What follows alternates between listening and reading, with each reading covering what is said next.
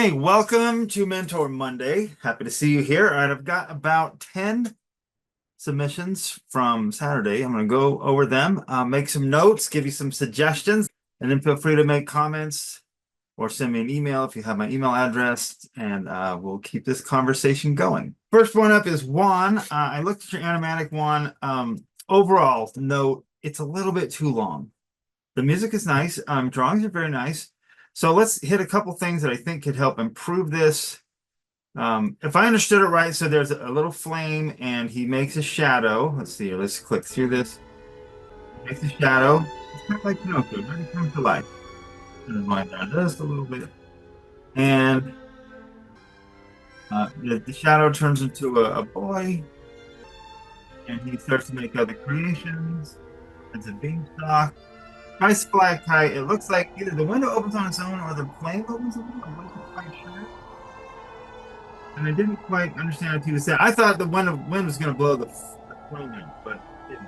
He's telling him to go out, I think. All right, so overall note, the story was a little bit unclear. Mostly a cool idea. So let's just go over a couple of drawings here and show you how to make some of these compositions stronger. So first off, like if we were to take this one, let's do a screen grab, this shot here. Let's put it here in the drawing pad. So this is an over the shoulder. What I would suggest is that you put, let's get a different color. You put your flame up here, all right? And I'm drawing it in a black color. You could actually, you know what? Let's make it orange. Here, let's just do that. Then it suggests that it's a flame. We can actually throw a bit of some red on it. I mean, I don't know that you really need to do color in storyboarding, but in this case, I'm doing it. It might be a little too confusing.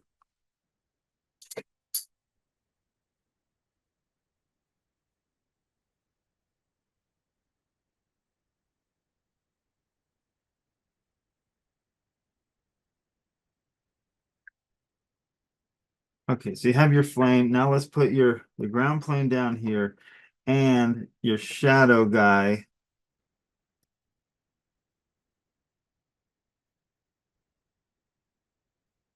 over here. Let's darken that up a bit. Okay, and here's his eyes. You have two eyes, one eye. And we could bring down the opacity of your background a little bit to suggest it's a background. And also, I think you've done this in some of your other shots. Just put a little bit of shadow around it, like a gradient shadow to suggest that it's candlelight flame. Anyways, that would make your over the shoulder a little more dynamic. So that over on top. So you have this and this. Now what's going on here in this particular drawing is you have these tangents right here. And that gets in the way. Your camera's up high, looking down. So if we were to take out those tangents, even if we just did this, there we go.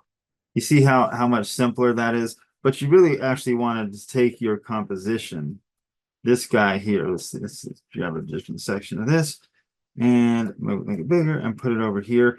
It just makes it over the shoulder a bit stronger. All right, let's screen grab a couple more.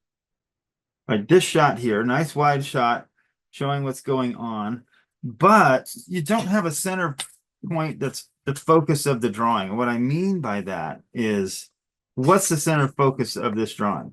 Is it this or is it this? I don't know. I suspect it should be the boy up here, right? So let's work on this composition a little bit. If we put the candle, actually that's not drawn red, put the candle up here. Let's lower the horizon.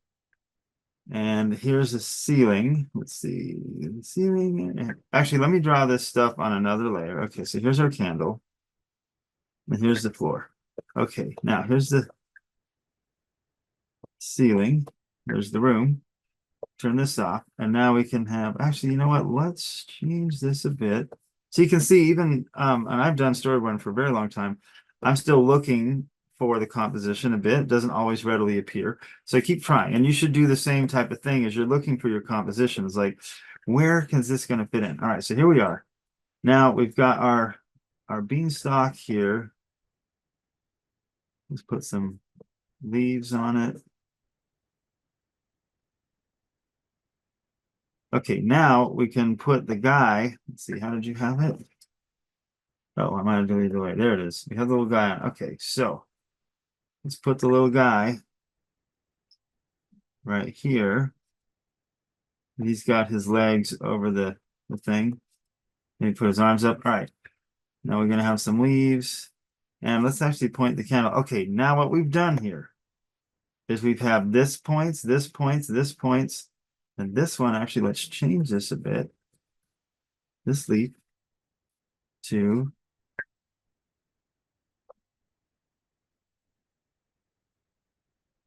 point. Now there we go. Now that's pointing there too. So all these leaves are pointing to the center focus of our drawing, okay?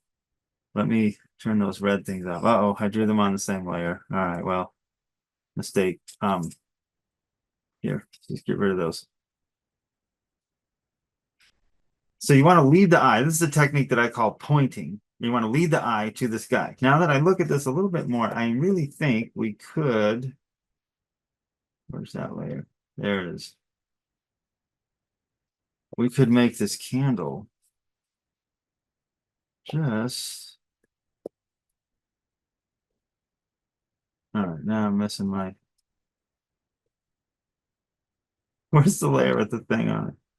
There it is. We can make this candle a little bit bigger. So let's put it here in the foreground. Let's get rid of this. There we are. And let's bring the opacity down just slightly on our background.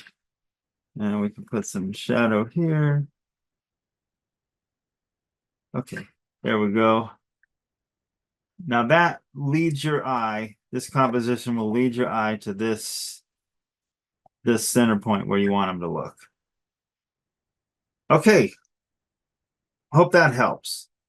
Okay, next we have Isabella Baker. Hi, Isabella. All right, your link leads me right to your website. And as I scroll down, very nice image here. I scroll down to, actually, you know what? I'm sorry. I'm just going to say a couple things about this image. Very nice drawing, but let me show you one thing. Take a screen grab of this. And I know this isn't really a story drawing, it's your cover image, but you have some tangents here that kind of distract from this nice drawing that you have. And these tangents are right here and here and here. Okay, so let's get rid of those by just leaving a little bit of airspace. And this is a technique we use in storyboarding to help lead the eye. All I'm doing is erasing these lines that you have here. Come close to her face. There we go. Leaves a little bit of airspace around your character. See that? I hope you can see how that helps. Same thing with the sink. You just don't want lines touching your drawing there. And okay, well, you get the idea, I hope. Anyway, so we zoom out to see how that makes a little bit of space around her, and it's a little easier to see. Also, you have your cat head here in shadow. You have the shadow line coming across. You might consider, let's get a lighter color there and just brighten up the little cat's eye. I'm totally ruining your drawing, sorry, but anyways, that helps his face pop a little bit. And you could, now I know, now I'm not an expert in color and stuff, but if you just put a little bit more bright in the eyes, it pops a little bit more. Anyways, okay, let's get on to your storyboard here. Your animatic, you have a fan-made animatic with a song. I love songs, so here we go. Cheerily is sweet and kind. She's the best teacher we could hope for. Okay, you don't really need these red arrows. Like I wouldn't put those in.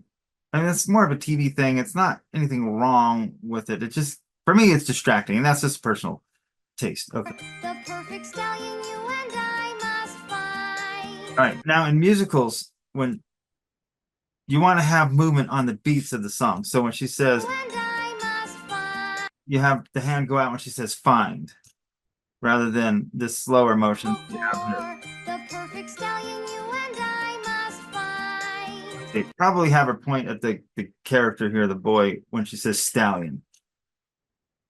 And that just makes it a little more poppy. Make her heart soar. Okay, when she hits the higher note, starting here, you probably should move the arm up there sooner than later. Okay, now that we're on this drawing, let me take a screen grab of this and give you some pointers on staging and composition. All right, here we go. Okay. So the girl singing is the focus of our drawing, right? So this is what we're looking at. We have another girl over here watching, and she's putting her arm up in the air, and she's projecting as she sings the song.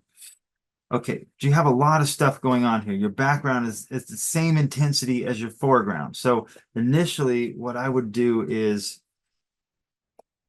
bring the opacity of your background down. So here, let's just quick and rough paint out your background, and now let's lighten that up. Okay, so hopefully you can see there already separates her from the background and a little easier to look at.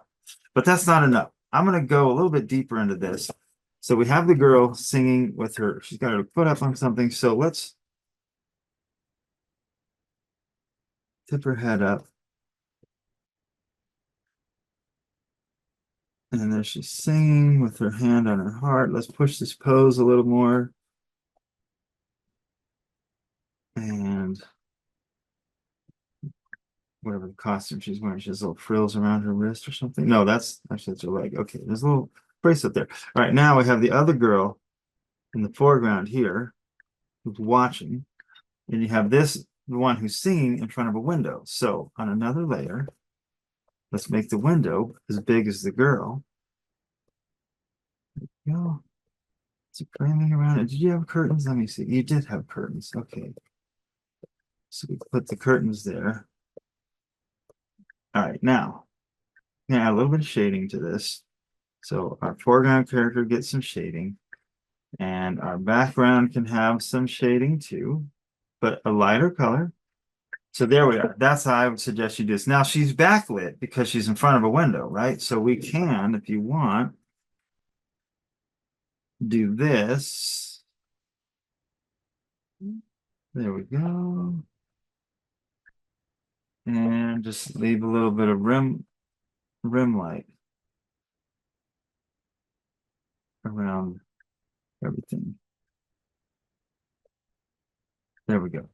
So that's how I would strengthen this composition that you have. Let's put this top so you can see the difference. What happened to it? This layer. All right. See the difference? We want to focus on the girl who's singing. And so we want to bring the other things down a bit so we don't see it as much. One other thing I didn't do, but we can do, let's fix it real quick, is things that are closer to the camera, they have a thicker line. So here's our girl in the foreground. All right. And we can even just make it a little bit darker. There we go. Now we know someone's in the foreground watching this girl in the background who's singing. Anyways, there we go. Now I did watch the whole thing, Isabel. It's a cute song. Nice drawings. Here on this drawing, you have this big black line heading through the center of your frame. I'd get rid of that. It just draws too much attention. Terrible cold. That was a funny joke where he sneezed on everybody. Well, nothing's wrong with this one.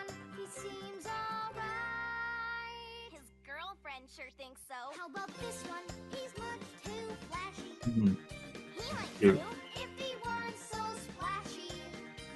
Obsessed with tubs of jelly.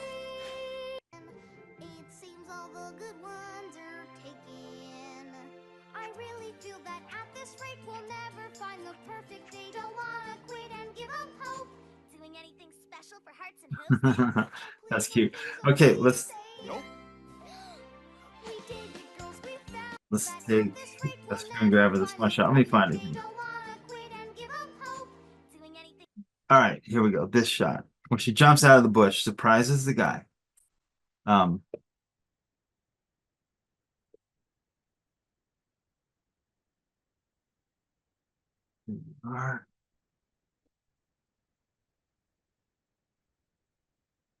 let's take the guy, put him over here, fix that nose and that eye. It's a little more surprised, okay? And leaning away from the girl. Let's bring it pass it down a little bit more. And does he have a hat? He does have a hat. Okay. The eye's too big. There we go. Fix that. And now the girl gonna jump out at the guy in the bush. Now let's put some trees in here. Put some trees around him. Now he's trapped by the trees, right? One here, holding him from going somewhere, one here, this big one in the foreground. Okay, so there she jumps out. I'm a little too tight on this. I'm following your staging. Actually, I drew the character a little bigger, so we could actually just pull that out a little bit. And let's see. Move this over here and her. Let's move her over here, giving us a little bit of space. And we can trap the guy visually by putting these trees in here. There's nowhere for him to go. Here's the girl jumping out. Let's bring the opacity down a bit on that. Okay, there we are. That versus this. So what I've done is I put some diagonals in here, like her. Whoops, wrong. Cool. There we go. This way and him this way. And this one is leaning more towards him, which is, it's like, hey, are you available? And he's like, oh my gosh, I don't know. Who are you? Okay. On here, you have it very straight up and down. Okay, so that is not as dynamic as a diagonal is. So be thinking of that as you draw your stuff. Anyways, nice job, Isabella. Hey, Kirian. I hope I said that right. All right, this board looks really nice. Couple notes I would say on this one. Now your action looks really good, and that I know was probably like a slow motion. Some of these shots take a little bit long. I guess maybe also because there isn't audio. Audio would certainly help. These are all looking good. Now, when you get to here, some of for an action scene, actually these where you have this is just a personal thing here. It's not like a rule or anything, but this bits where you put the arrows background stuff is super distracting because it gets in the way of the drawing, in my opinion. And obvious, since it's moving, you can see that the background is panning. So I would say don't even put those things in. I don't particularly like them, but I know that some productions like it. Okay, so this is all looking good. There's a couple shots in here that just seem to kind of slow for an action sequence like this. I would do more of a whip pan, kind of in the style of this show. And you've done it like there. That went pretty fast. That was nice. Okay, this shot here. This could just be tightened up or sped up a bit, for the feel of the action. Also, these arrows, like I was saying, these arrows just get in the way. Just let the drawings move. So he does that. You've got some stuff going through town. So I did a little thing to show you, like this shot here. I've got these lines on the ground as a 2 drawing cycle, alternating between panels. And then I just move the cars a little bit. See how that, and if you go kind of fast like that, it makes it feel like it's moving a little better. I know it's a storyboard drawing, it's a static thing. You've done a great job, so I don't mean to be criticizing that too hard. Your drawings are really nice.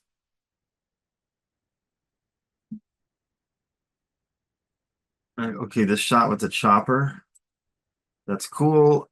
I would suggest, let's see, get this stuff out of the way.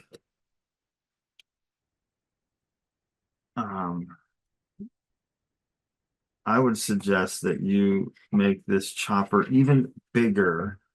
Um, to let's see. So here's the propellers. I'll let it come into frame like this. And then, so it fills the frame as it comes in, and then you can pull out, or it swoops into frame and goes by, or goes closer to, I mean, further away from camera. That gives it a little more depth. I think you could speed this up. Also, this, I'm being super nitpicky here, but this car here in the foreground would be more, just from a perspective point of view. Nope. Start that over. Okay, let's turn this opacity down a little bit. And I would put the tire here and the bumper here. That way you're seeing kind of the under side of the car as it's going past us. Here's the car. Here's the road. Hopefully that, and let's just darken this in. Hopefully that makes a little more sense to you. So the car is coming at camera like that. Be a little more dramatic in your drawings there. And where were we? This car in the foreground stays too much. I think you need to move it more than just having the it's pretty static. And you do have the black stuff on the wheels going a little bit faster, I would say, on that, the cycle through that. They look up and there's the chopper. Okay, so this shot here, nice shot, but let's do this.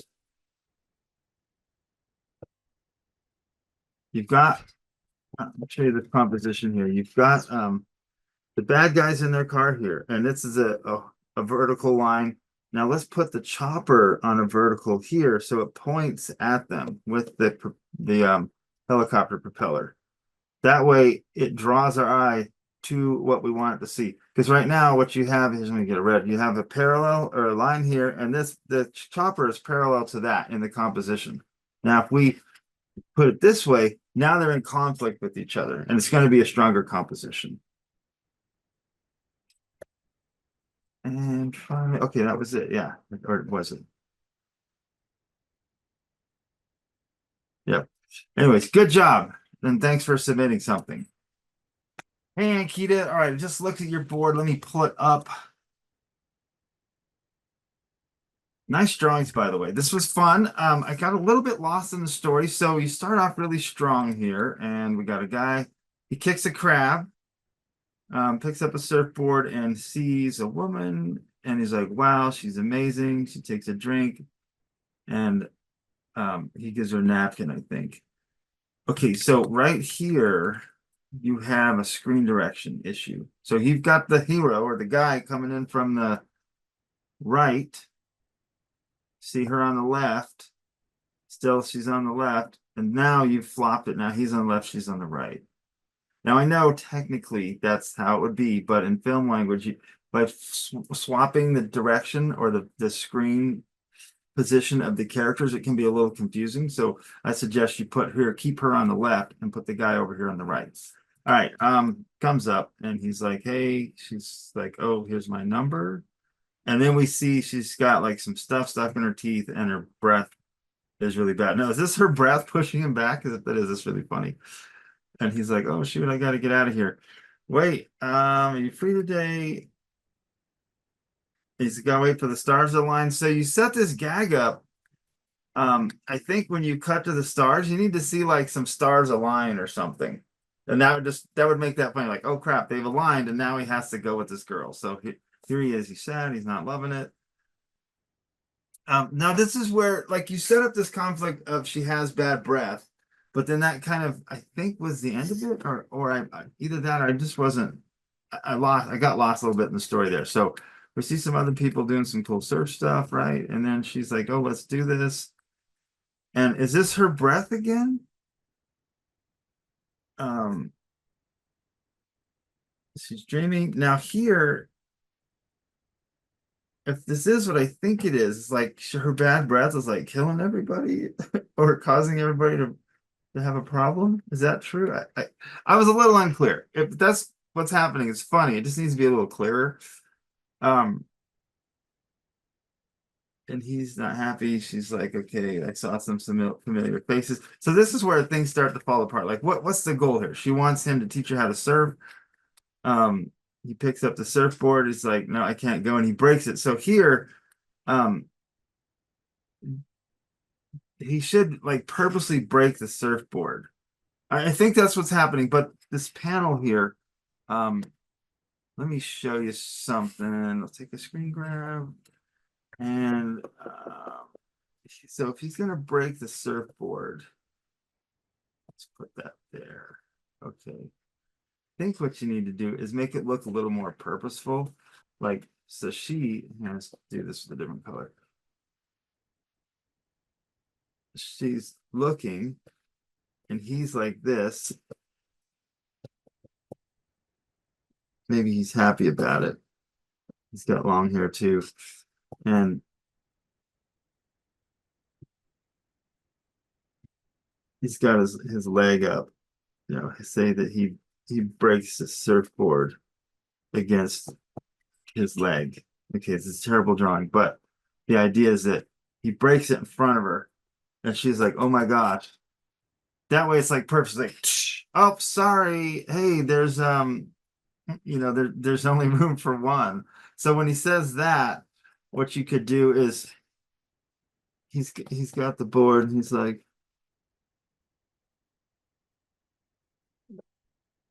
he's holding it up, like, look, I would take you, but there's only room for one.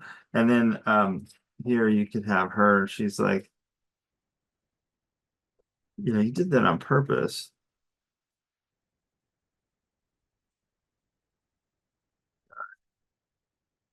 She's got the swimsuit on or something. Okay, sorry, there's only room for one. And then he goes off and jumps into the water like you show. And there's the little crab from the beginning. Anyway, so he's swimming out, or surfing out. Does she throw the crab at him? She's on the other board and she throws the crab, I think. And it pinches his toe and he screams. This is funny where it hurts so bad he jumps way out of the water, then lands back. All the girls are looking at him. They swim away, they walk away. You got another screen direction thing here. It's just they're going to the left and suddenly he's on the left and now they're going right. It gets a little confusing there. And then he looks up. Oh no, it's a dude. He thought it was another girl. And this is where I totally got lost in the story. Anyways, nice drawings. Screen direction is a little bit off on there. And also think about the focal point of your drawings. Like, what is it that you want the audience to see in the story, and design the story panel to center on the focus of that. So if he's breaking the surfboard, let's have them both looking at the surfboard. He breaks it in half. Sorry, there's only room for one. Or the crab. I got a little bit lost with the crab, but hopefully this feedback helps you. See ya.